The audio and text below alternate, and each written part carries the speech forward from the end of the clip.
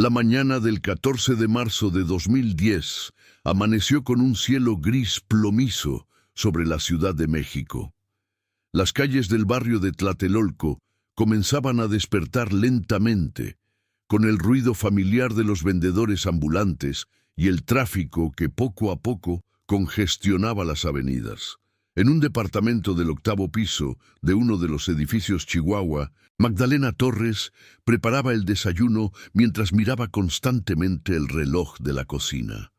Su hija Clara, de 17 años, había salido la noche anterior para asistir a una fiesta de cumpleaños de su mejor amiga en la colonia Roma.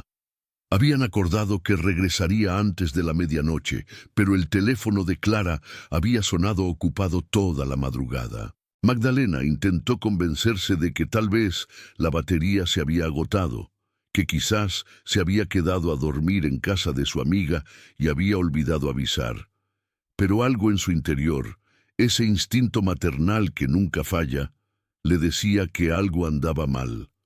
A las 9 de la mañana, cuando Clara todavía no había aparecido ni dado señales de vida, Magdalena marcó el número de la madre de su amiga.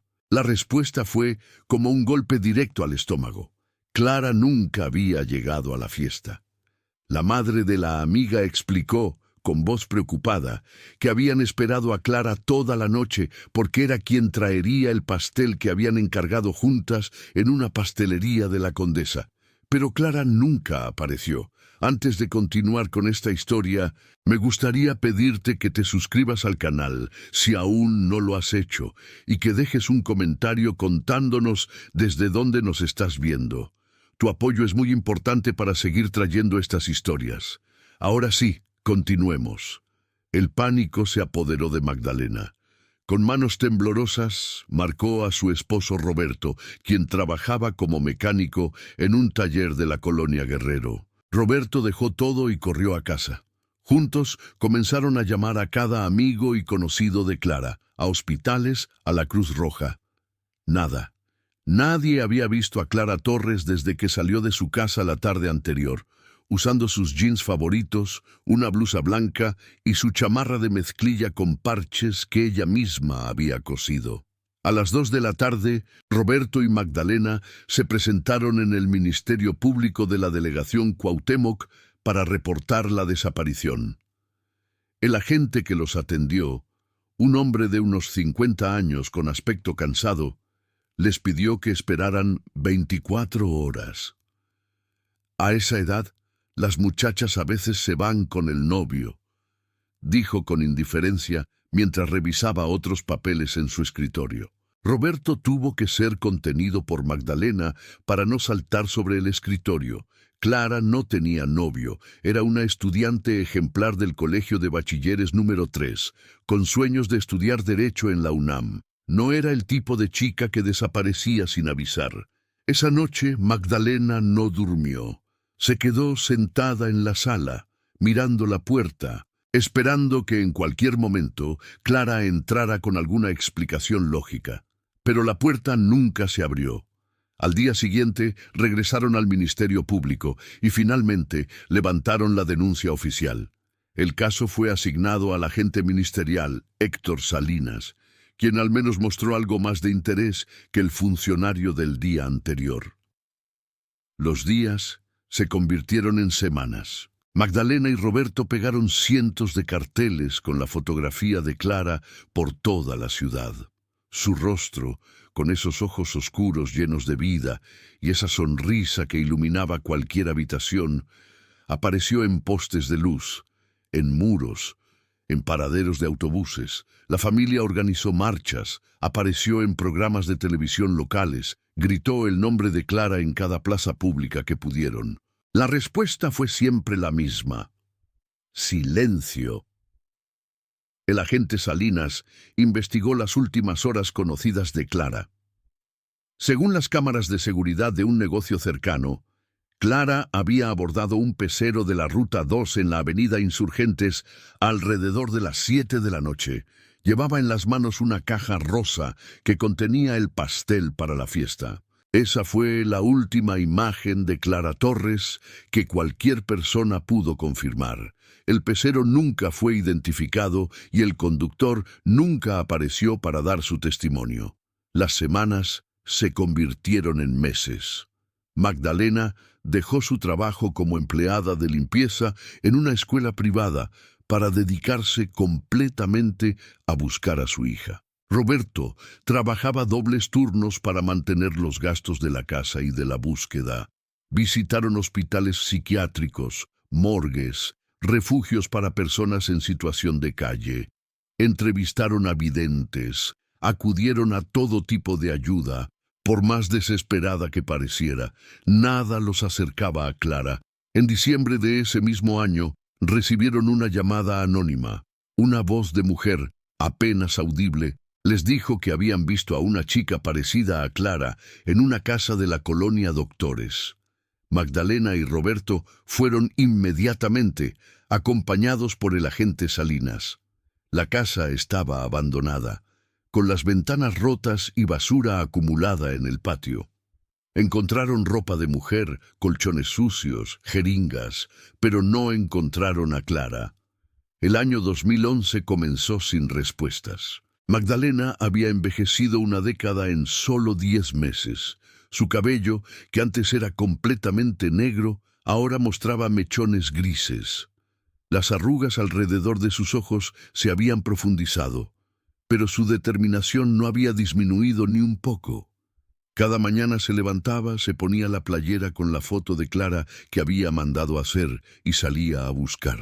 A veces simplemente caminaba por las calles, mirando el rostro de cada chica joven que pasaba, con la esperanza de reconocer esos ojos que conocía mejor que los suyos propios. Roberto manejaba esta tragedia de manera diferente. Se sumergió en el trabajo hasta el agotamiento, regresando a casa solo para comer y dormir unas pocas horas. No hablaba mucho sobre Clara, no porque no le importara, sino porque cada palabra sobre su hija desaparecida era como un cuchillo en el pecho. Magdalena lo entendía. Cada persona sufre a su manera. En febrero de 2011, el caso de Clara fue archivado como sin líneas de investigación activas. El agente Salinas fue transferido a otra delegación. Un nuevo investigador tomó el caso, pero solo en papel. Magdalena pronto se dio cuenta de que para las autoridades, Clara era solo un expediente más entre miles. Solo era otra estadística en un país donde desaparecían personas todos los días. Fue entonces cuando Magdalena conoció a otras madres que también buscaban a sus hijos desaparecidos. Se reunían todos los domingos en el Zócalo, formando un círculo y sosteniendo las fotografías de sus seres queridos. Ahí estaba Dolores, buscando a su hijo de 20 años desaparecido en 2008. Patricia, cuya hija de 14 años se había esfumado camino a la escuela. Carmen, quien buscaba a su esposo, desaparecido después de salir a comprar medicinas. Todas ellas compartían la misma mirada, una mezcla de determinación inquebrantable y dolor infinito. Estas mujeres se convirtieron en el sistema de apoyo de Magdalena. Le enseñaron a navegar la burocracia, a presionar a las autoridades, a no darse por vencida. Le explicaron que debía prepararse para un camino largo y doloroso, pero que mientras hubiera un soplo de esperanza, debía seguir buscando. Magdalena absorbió cada consejo, cada estrategia. Se convirtió en una experta en leyes de desaparición, en protocolos de búsqueda, en derechos de las víctimas. Los años pasaron con una lentitud tortuosa. 2012, 2013, 2014.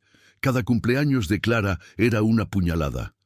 Magdalena compraba un pastel cada 5 de julio, el día que Clara había nacido, y lo compartía con las otras madres buscadoras. Era su forma de mantener viva la presencia de su hija, de no dejar que el mundo olvidara que Clara Torres había existido y que en algún lugar tenía que seguir existiendo.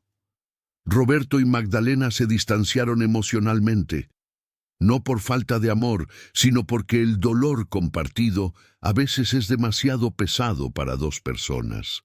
Roberto se hundió en una depresión silenciosa, mientras Magdalena se transformó en una guerrera incansable. Hablaban poco, se movían por el departamento como fantasmas, cada uno atrapado en su propio infierno personal.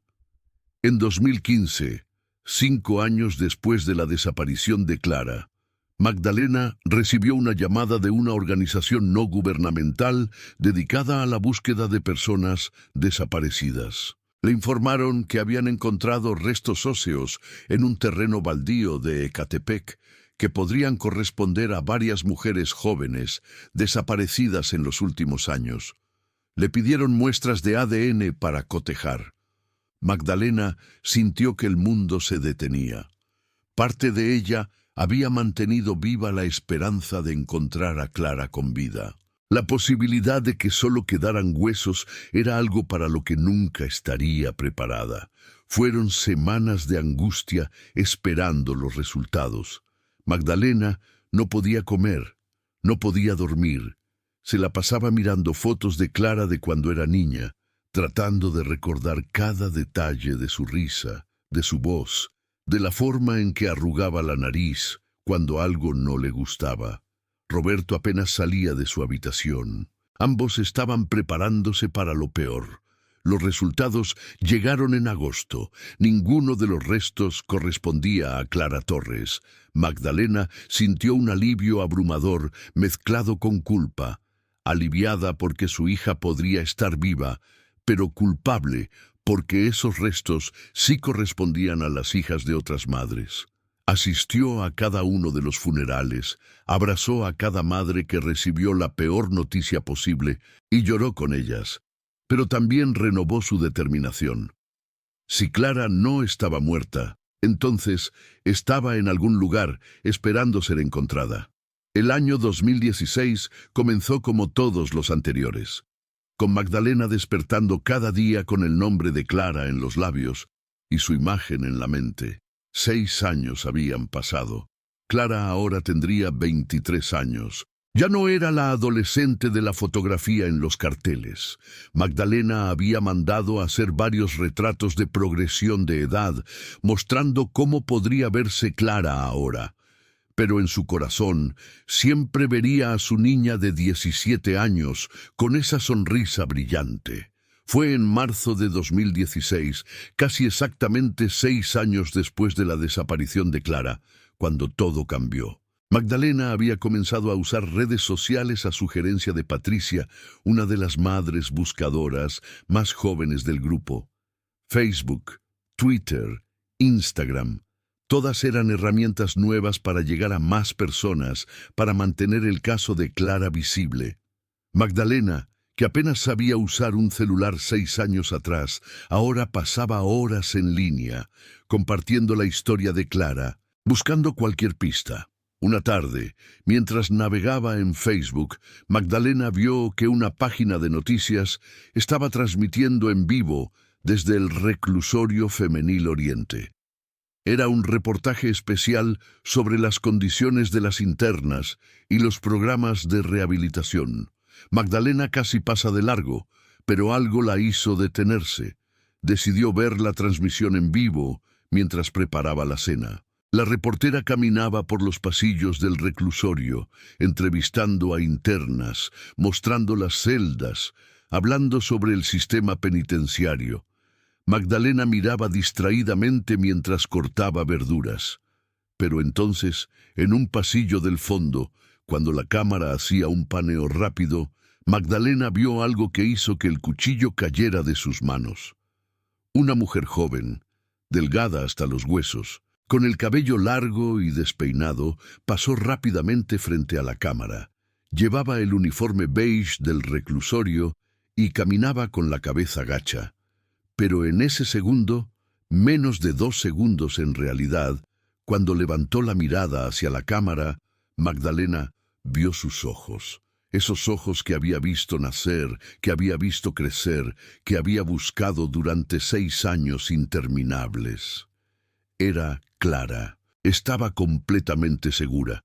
Podía reconocer a su hija en medio de millones de personas. Magdalena Gritó tan fuerte que Roberto salió corriendo de la habitación pensando que algo terrible había pasado. Con manos temblorosas, Magdalena trató de retroceder el video en vivo, pero no podía. Le gritó a Roberto que trajera su celular, que también entrara a la transmisión, que grabara. Roberto, confundido pero obedeciendo, sacó su teléfono y encontró la transmisión. La cámara ya había pasado de ese pasillo. Ahora mostraba el comedor del reclusorio. Magdalena rogaba mentalmente que la cámara volviera, que mostrara de nuevo ese pasillo, que le diera otra oportunidad de ver ese rostro que había reconocido en una fracción de segundo. Pero la transmisión continuó por otros 15 minutos sin regresar a esa área. Cuando la transmisión terminó, Magdalena estaba temblando de pies a cabeza. Roberto la miraba con una mezcla de esperanza y miedo. ¿Estás segura?, preguntó con voz quebrada. Era la primera vez en años que hablaban directamente sobre encontrar a Clara viva. Magdalena asintió con lágrimas corriendo por sus mejillas. Era ella, Roberto. Era nuestra niña. Estoy completamente segura. Esa noche no durmieron. Magdalena volvió a ver la transmisión grabada decenas de veces, pausándola en ese segundo exacto donde aparecía la mujer que ella juraba era Clara. La imagen era borrosa, el rostro solo era visible por un instante, pero para Magdalena no había duda. Roberto también miraba, queriendo creer, pero temeroso de permitirse esperanza después de tantos años de decepciones. A la mañana siguiente, Magdalena llegó al Ministerio Público antes de que abrieran las oficinas. Llevaba su celular con el video grabado, las fotos de Clara, todos los documentos del caso. Exigió hablar con quien fuera que pudiera ayudarla. La atendió una agente ministerial nueva, joven, que revisó el video con escepticismo apenas disimulado. «Señora Torres», dijo la agente con tono condescendiente, «no se puede identificar el rostro de esa persona en el video. Podría ser cualquiera. Además, si su hija estuviera en el reclusorio, ya tendríamos registro de ello. Todas las internas están identificadas». Pero Magdalena no aceptaría un no por respuesta. No después de 6 años de búsqueda. No después de finalmente haber visto a su hija. Contactó a la organización no gubernamental que la había ayudado antes. Habló con abogados de derechos humanos. Llamó a la página de noticias que había hecho la transmisión. Necesitaba acceso al video completo, sin editar, en alta calidad. Necesitaba pruebas. La página de noticias, después de varios días de insistencia de Magdalena y presión de la organización no gubernamental, finalmente compartió el video sin editar. Magdalena lo vio cuadro por cuadro, y ahí, cuando pausaba exactamente en el momento correcto, podía verse más claramente el rostro de la mujer. Era delgado, demacrado, con ojeras profundas, pero los ojos, la forma de la nariz, la línea de la mandíbula. Magdalena había pasado 17 años mirando ese rostro. Era Clara. Armada con el video, Magdalena contrató a un abogado especializado en derechos humanos. El abogado, un hombre de unos 40 años llamado Javier Méndez, revisó el caso completo. Le explicó a Magdalena que necesitaban una orden judicial para revisar los registros del reclusorio y para poder visitarlo y buscar a Clara entre las internas. Era un proceso burocrático que podía tomar semanas o incluso meses. Magdalena no tenía semanas ni meses. Su hija estaba ahí, a solo unos kilómetros de distancia, después de 6 años de no saber si estaba viva o muerta.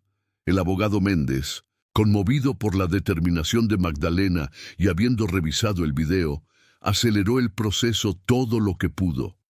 Presentó una solicitud urgente ante un juez, argumentando que se trataba de una persona desaparecida que posiblemente había sido identificada. Durante esas semanas de espera, Magdalena no se quedó quieta. Junto con las otras madres buscadoras, organizó una protesta frente al reclusorio. Llevaban mantas con la foto de Clara, exigiendo acceso para buscarla. Los medios de comunicación comenzaron a cubrir la historia.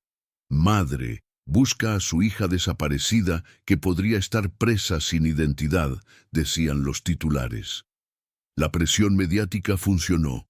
3 semanas después de haber visto la transmisión, el abogado Méndez llamó a Magdalena con buenas noticias. Un juez había ordenado una revisión completa de todas las internas del reclusorio femenil Oriente que hubieran ingresado sin identificación completa o con identidades irregulares entre 2010 y 2016. El día de la revisión, Magdalena y Roberto llegaron al reclusorio acompañados por el abogado Méndez y una representante de la Comisión de Derechos Humanos. Magdalena llevaba en su bolso las fotos de Clara, los reportes dentales, cualquier cosa que pudiera ayudar a identificarla. Su corazón latía tan fuerte que sentía que todos podían escucharlo. El director del reclusorio, un hombre de unos 60 años con aspecto de haber visto demasiado en su vida, los recibió en su oficina. Explicó que habían identificado a 12 internas que cumplían con los criterios de la orden judicial. Magdalena sentiría náuseas. 12 mujeres sin identidad completa, 12 historias de personas que el sistema había perdido. Las llevaron a una sala donde, una por una, traerían a las 12 internas.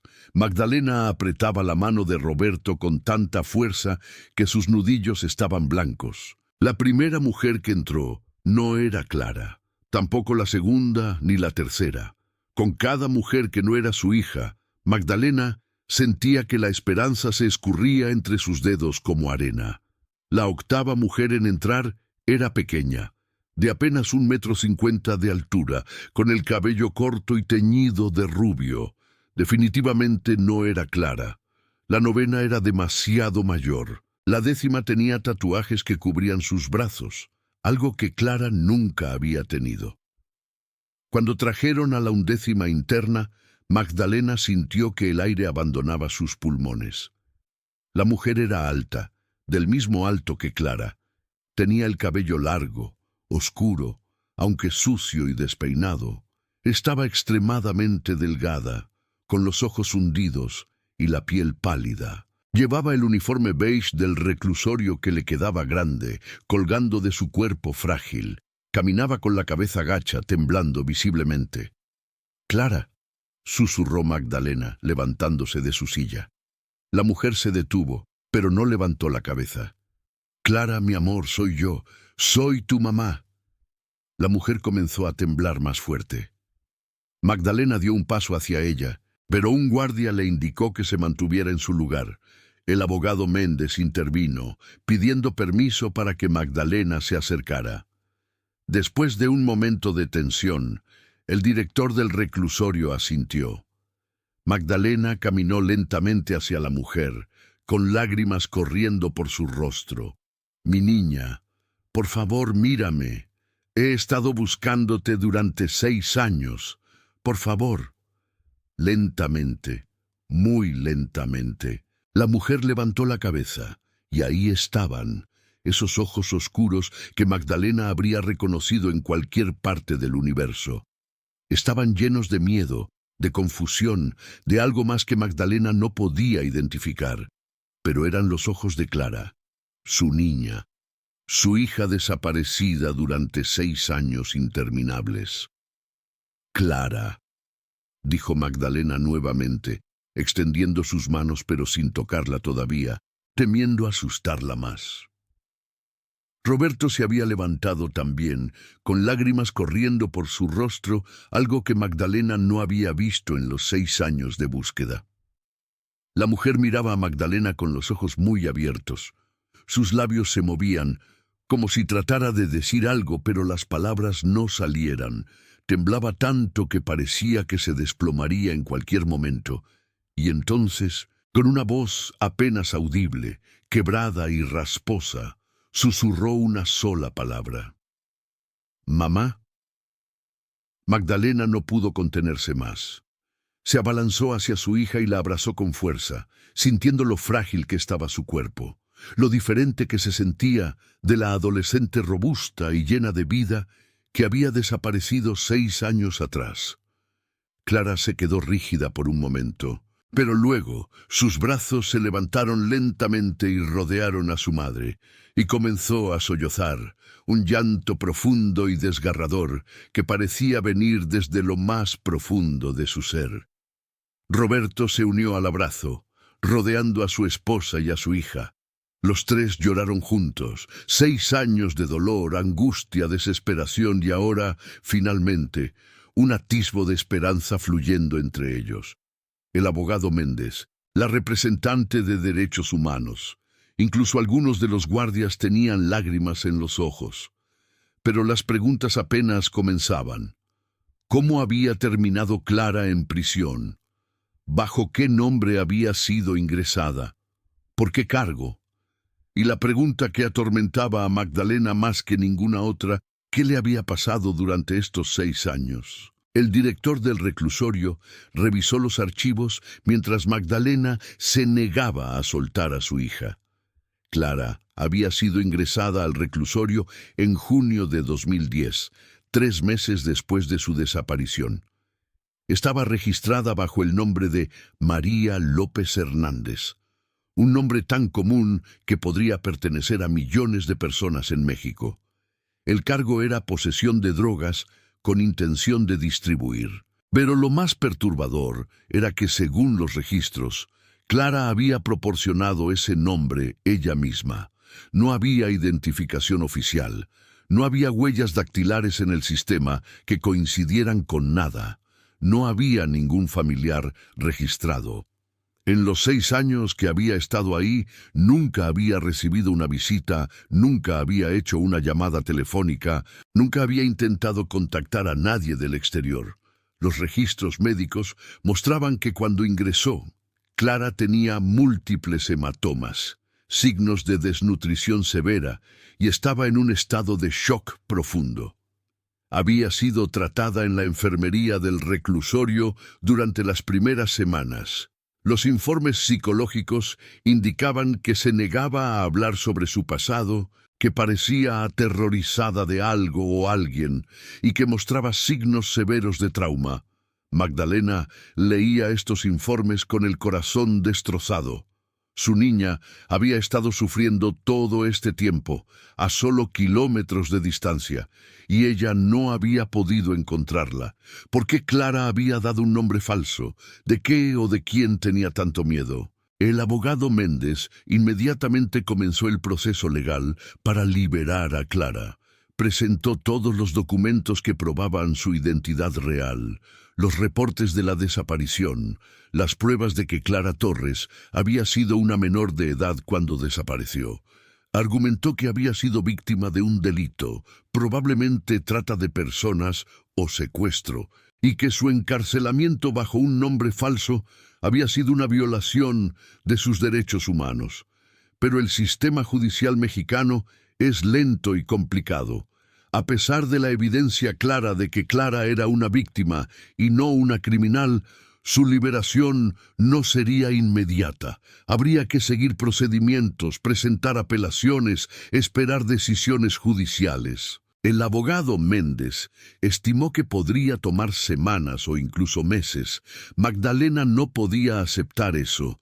Su hija había perdido 6 años de su vida encerrada injustamente, sufriendo en silencio. No perdería ni un día más.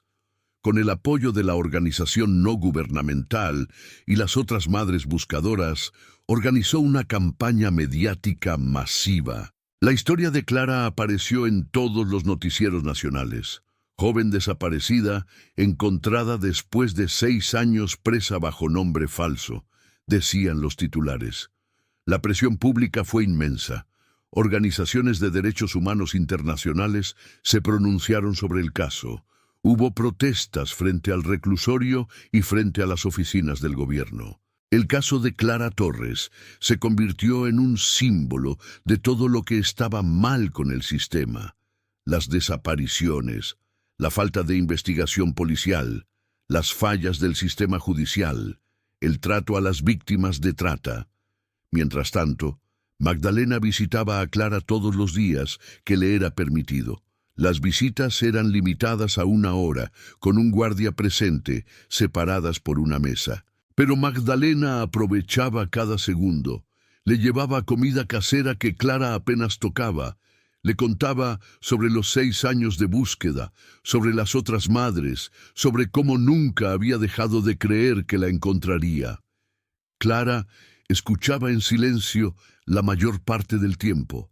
Había días en que parecía estar presente, mirando a su madre con esos ojos que Magdalena conocía tan bien, pero otros días Clara parecía estar en otro lugar completamente, mirando a través de Magdalena como si no estuviera ahí.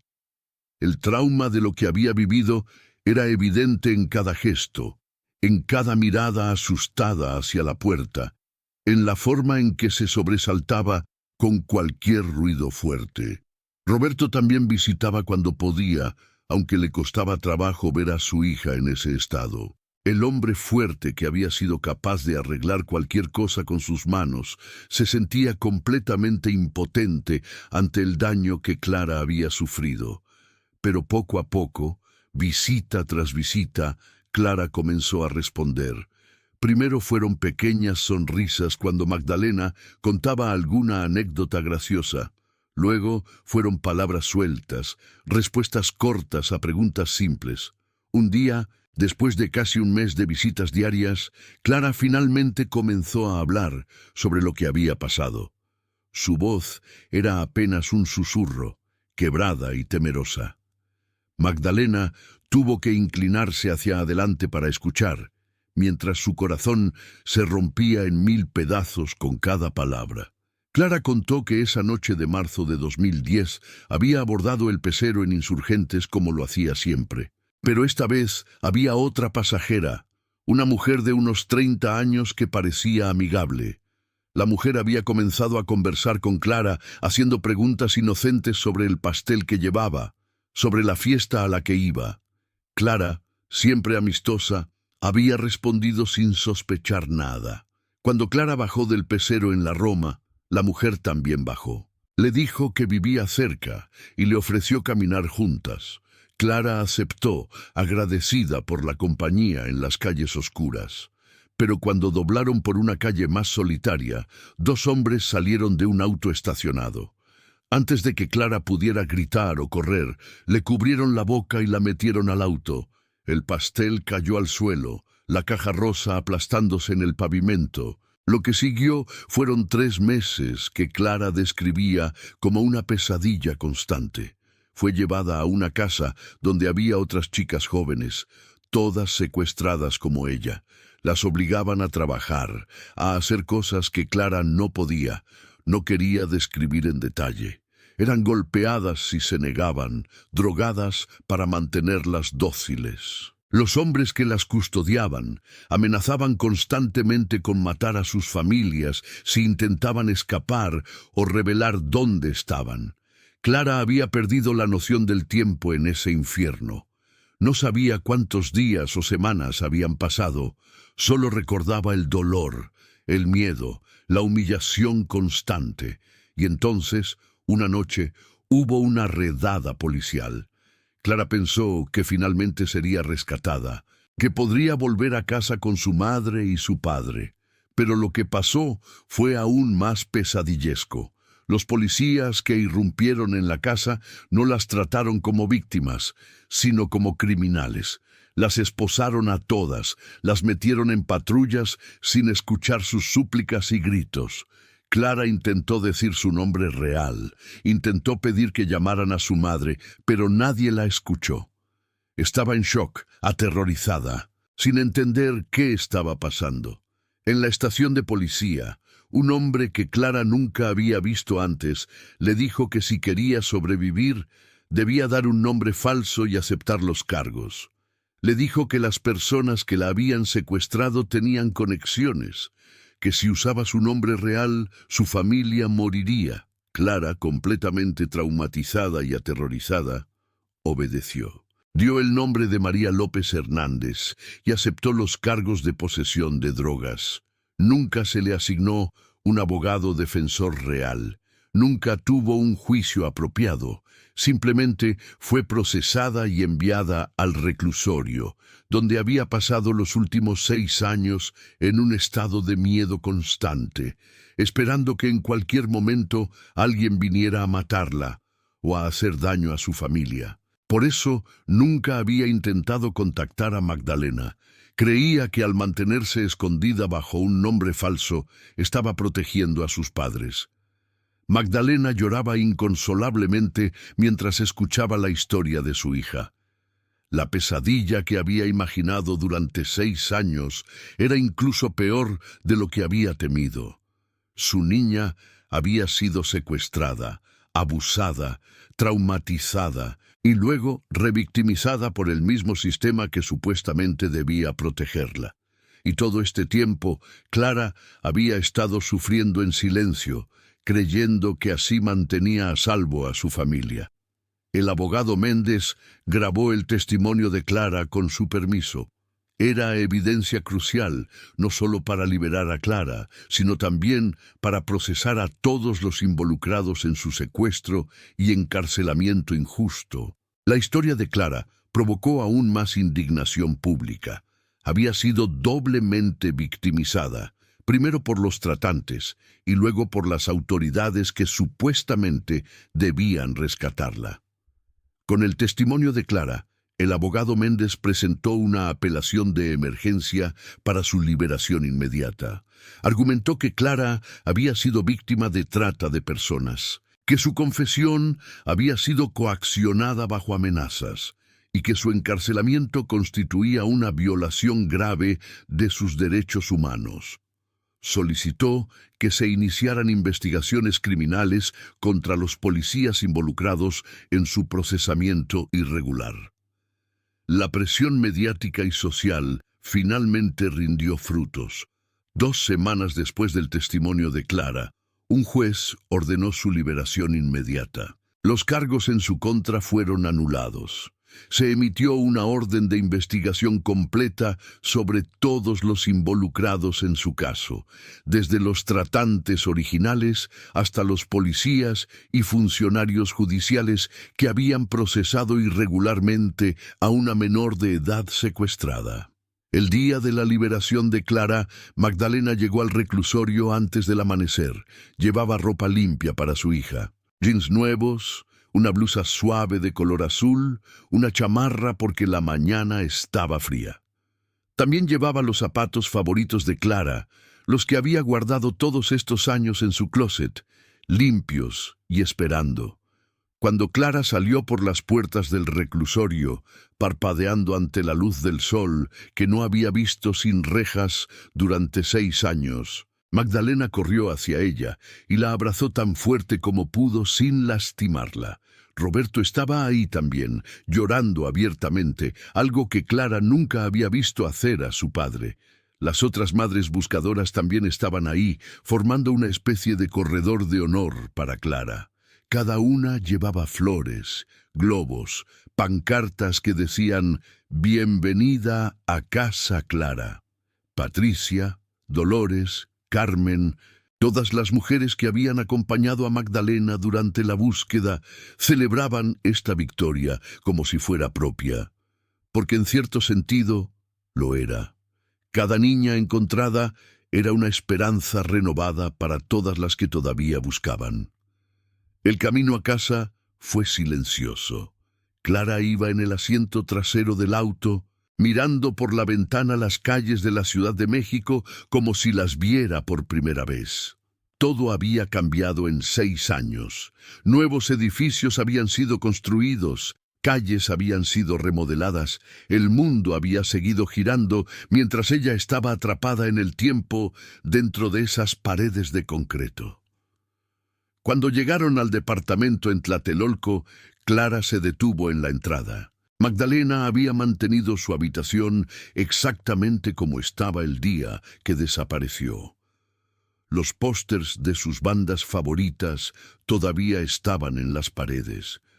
Sus libros de texto del bachillerato seguían apilados en el escritorio. Su cama estaba hecha con las mismas sábanas de color morado que le encantaban. Clara entró lentamente a su habitación y se sentó en la cama. Tocó las sábanas con dedos temblorosos, como si no pudiera creer que esto fuera real. Magdalena se sentó a su lado, sin decir nada, solo estando presente. Sabía que la recuperación de Clara sería un proceso largo. El daño físico sanaría con tiempo y buena alimentación, pero el daño psicológico, el trauma de 3 meses de abuso y 6 años de encarcelamiento, eso tomaría mucho más tiempo. Los primeros días en casa fueron difíciles. Clara sufría de pesadillas terribles que la hacían despertar gritando en medio de la noche. No podía estar en espacios cerrados por mucho tiempo sin entrar en pánico. El sonido de puertas cerrándose con llave la hacía temblar. Magdalena dormía en el suelo junto a la cama de Clara, despertando cada vez que su hija se movía, lista para reconfortarla. El abogado Méndez los conectó con una psicóloga especializada en trauma y víctimas de trata. La doctora Sánchez comenzó a trabajar con Clara. Sesiones suaves donde no la presionaba para hablar si no quería, simplemente creando un espacio seguro donde Clara pudiera comenzar a procesar lo que había vivido. También trabajaba con Magdalena y Roberto, enseñándoles cómo apoyar a Clara en su recuperación. Lentamente, muy lentamente, Clara comenzó a sanar. Empezó a comer más, ganando el peso que había perdido.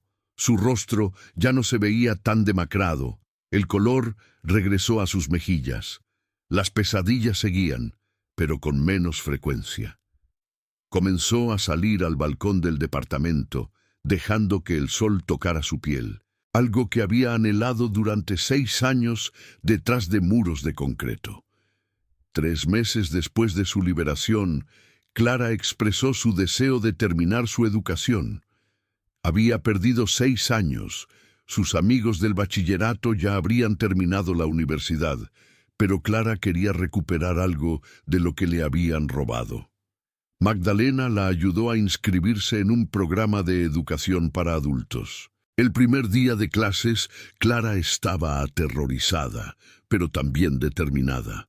Magdalena la acompañó hasta la entrada de la escuela, y aunque fue difícil para ambas separarse, Clara entró con la cabeza en alto.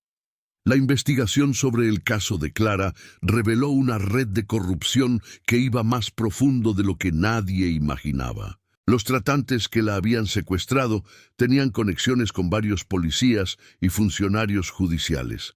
La casa donde Clara y otras chicas habían sido mantenidas era propiedad de un político local. La redada, que resultó en el arresto de las víctimas en lugar de los perpetradores, había sido orquestada para proteger a las personas en el poder. El testimonio de Clara fue crucial para el caso. A pesar de su miedo, decidió testificar, queriendo asegurarse de que otros no sufrieran lo mismo. Fueron días extremadamente difíciles, teniendo que revivir el trauma, enfrentándose a los defensores de los acusados que intentaban desacreditar su historia. Pero Clara se mantuvo firme, con Magdalena a su lado en cada momento. Varios de los tratantes fueron arrestados y sentenciados. Los policías involucrados en el procesamiento irregular de Clara fueron despedidos y enfrentan cargos criminales. Pero como suele suceder en estos casos, las personas con más poder y conexiones lograron escapar de la justicia a través de tecnicismos legales y abogados caros. Para Clara, sin embargo, la justicia verdadera no estaba en las sentencias de prisión, sino en recuperar su vida. 1 año después de su liberación, Clara aprobó su examen de bachillerato. Magdalena organizó una pequeña fiesta en casa, invitando a las otras madres buscadoras y a las pocas amigas de la infancia de Clara que todavía estaban en contacto. Clara sonrió genuinamente por primera vez en mucho tiempo cuando cortó el pastel que Magdalena había horneado personalmente. Clara decidió estudiar trabajo social en la universidad. Quería ayudar a otras víctimas de trata. Quería usar su experiencia horrible para hacer una diferencia. Magdalena no podía estar más orgullosa. Su niña, que había sobrevivido a lo impensable, estaba convirtiéndose en una guerrera, igual que su madre. 2 años después de su liberación, Clara dio su primera charla pública sobre su experiencia. Fue en un evento organizado por la organización no gubernamental que había ayudado a Magdalena. Había cientos de personas en la audiencia, otras víctimas, familias buscadoras, activistas, estudiantes. Clara estaba nerviosa, su voz temblaba al principio, pero mientras contaba su historia, su voz se volvió más fuerte. Habló sobre la noche que fue secuestrada, sobre los 3 meses de horror, sobre los 6 años perdidos en prisión. Pero también habló sobre la fortaleza que nunca supo que tenía, sobre el amor inquebrantable de su madre que nunca dejó de buscarla, sobre la importancia de no rendirse nunca. Cuando terminó, recibió una ovación de pie. Magdalena lloraba de orgullo en la primera fila. La relación entre Clara y sus padres también había sanado y evolucionado. Roberto, que había manejado el dolor de la desaparición de su hija con silencio, ahora hablaba abiertamente sobre sus sentimientos. Los 3 habían comenzado terapia familiar, aprendiendo a comunicarse mejor, a apoyarse mutuamente. La experiencia los había roto, pero también los había hecho más fuertes juntos. Clara nunca olvidaría los 6 años perdidos. Las cicatrices, tanto físicas como emocionales, siempre estarían ahí. Había noches en que las pesadillas regresaban con fuerza. Había días en que el trauma era demasiado pesado para cargar, pero también había días buenos, días en que podía sonreír sin forzarlo, días en que podía caminar por las calles sin miedo paralizante, días en que podía ver un futuro lleno de posibilidades. Magdalena continuó su trabajo con las otras madres buscadoras. El caso de Clara les había dado esperanza renovada, pero también les había mostrado las fallas profundas del sistema. Juntas presionaban por cambios en las leyes, por mejores protocolos de investigación, por más recursos para buscar a los desaparecidos. Cada domingo seguían reuniéndose en el Zócalo, sosteniendo las fotos de sus seres queridos, negándose a dejar que fueran olvidados. 3 años después de encontrar a Clara, Magdalena ayudó a otra madre a localizar a su hijo desaparecido. El chico había sido forzado a trabajar para un cartel en otro estado. Usando las tácticas que había aprendido, los contactos que había hecho, Magdalena ayudó a orquestar un rescate. Cuando vio al chico reunirse con su madre, recordó ese momento en el reclusorio cuando había abrazado a Clara por primera vez en 6 años. Cada reunión era un milagro.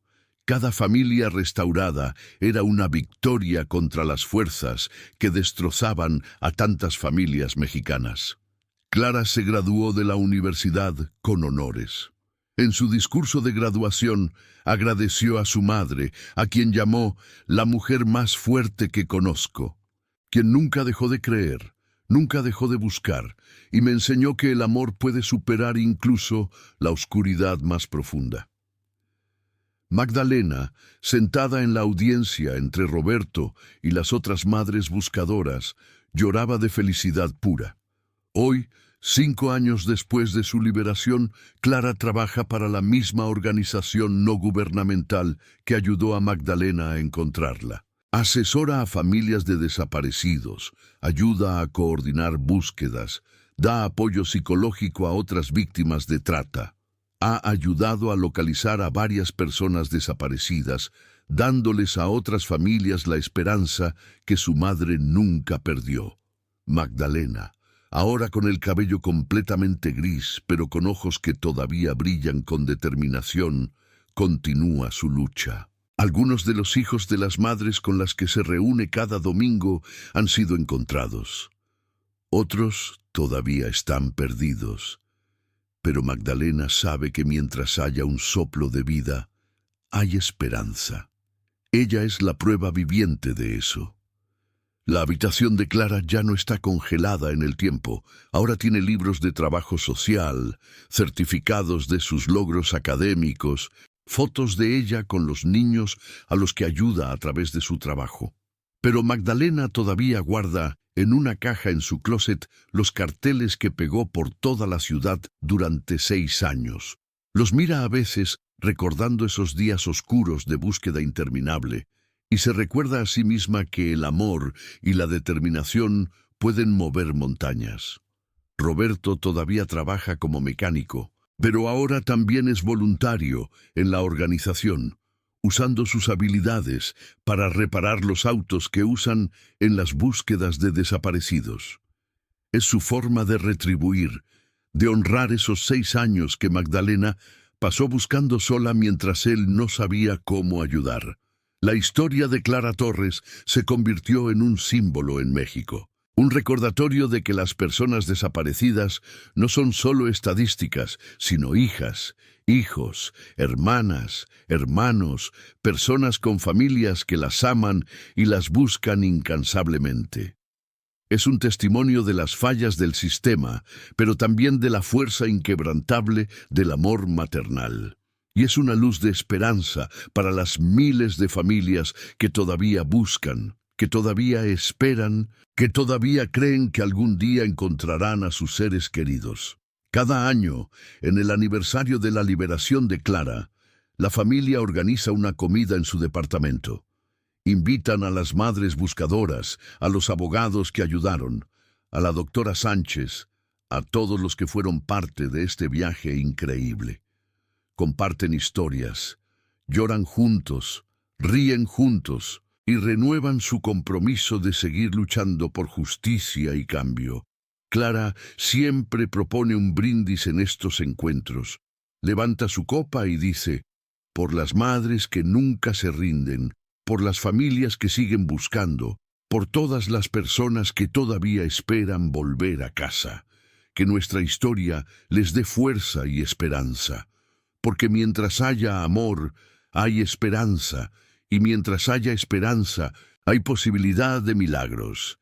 Y Magdalena, mirando a su hija con ojos llenos de lágrimas felices, piensa en esa transmisión en vivo de hace años, en ese segundo que cambió todo, en esa decisión de no rendirse nunca.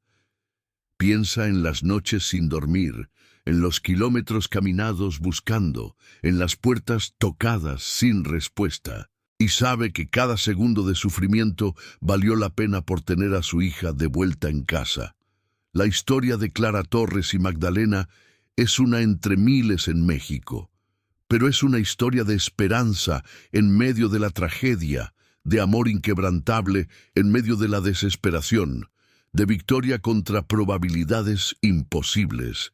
Y mientras existan madres como Magdalena, dispuestas a buscar hasta el fin del mundo, habrá esperanza para todos los que han sido perdidos, porque al final el amor de una madre no conoce límites, no acepta derrotas, no se rinde jamás. Es una fuerza que puede mover montañas, cruzar abismos y encontrar luz incluso en la oscuridad más profunda. Y esa fuerza es lo que trajo a Clara de vuelta a casa, lo que sanó sus heridas, y lo que ahora inspira a otros a nunca dejar de buscar, nunca dejar de creer, nunca dejar de amar.